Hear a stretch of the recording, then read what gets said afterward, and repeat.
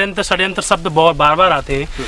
तो आप ये बताइए, संत आसाराम जी बापू का इतने सारे लोग खड़े हैं, इतना बड़ा मैनेजमेंट है, इतनी बड़ी ताकत है, तो फिर बापूजी आज जेल में क्यों? इस सवाल के मैं दो उत्तर देना चाहूँगा। पहला तो ये, इसमें मैनेजमेंट का कोई दोष नहीं है। जब षड्यंत्र काम करता है उस वक्त मैनेजमेंट बिल्कुल विफल हो जाता है। आपको पता होना चाहिए कि एक बार इंदिरा गांधी ने रेड अलर्ट जाहिर कर दिया था, इमरजेंसी।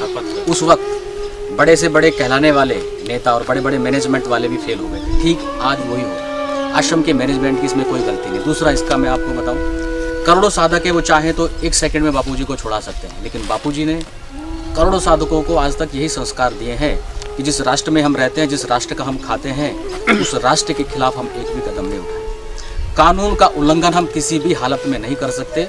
उसका एक दुरुपयोग उठा करके आज तक बापूजी को जेल में इन्होंने बंद कर दिया। वरना आप दूसरे मजहब वालों को किसी मौलवी को उठा के बताओ तो पता चल जाए। बापूजी ने जब आखिरी सत्संग जब दिया था तो उन्हीं दिनों में बापूजी ने बताया था कि इस बार षड्यंत्र बहुत गहरा है, बड़ी बड़ी संस्थाएं इस साजिश में शामिल है, हमारे घर के लोगों को खरीद कर बिकाया जा रहा है इस कार्य के लिए। तो ऐसे में हम लोग क्या करें, हमने क्या नहीं किया ये भी विषय है, और अब करना क्या बाकी रह गया है।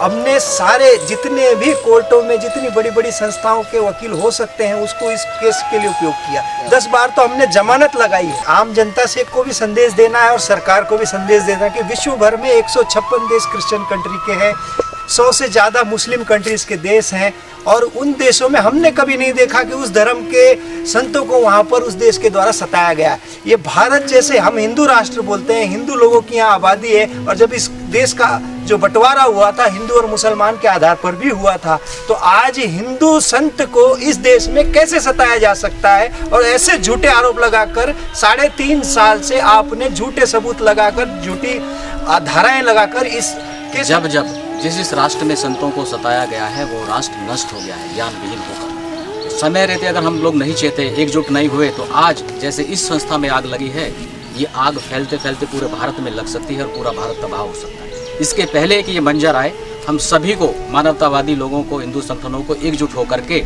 इस षड्यंत्र का मुकाबला करना चाहिए। एकजुट होना पड़ेगा। ये तमाम बातें जो सामने आ रही हैं,